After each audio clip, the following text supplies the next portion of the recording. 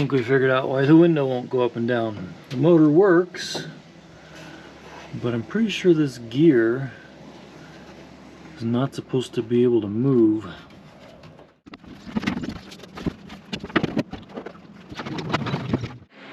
I got the rear window regulator out. We're about to head down to the parts store to get a new one. But making a list, checking a couple of things off. Did some checking. I am pretty sure that the power steering pump is bad. It's not making any noise. No other symptoms other than there's absolutely no power steering. The other thing we did while we were under here is we came over here to our computer, OBD1, and you jumper it by going to the bottom. There's 1, 2, 3, 4 across the top, 2 on the bottom left, to this other little gray connector that hides under the same cap. We come in here, and we're going to turn the key on.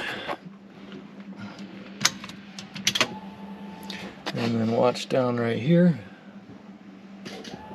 Give it a second, and it's going to flash our code.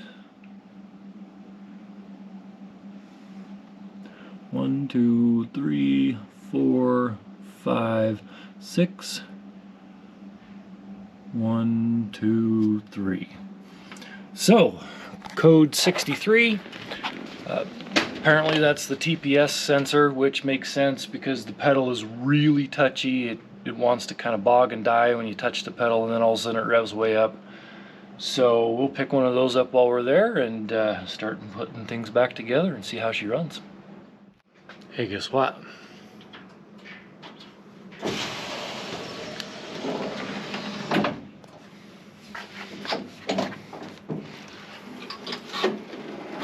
It worked!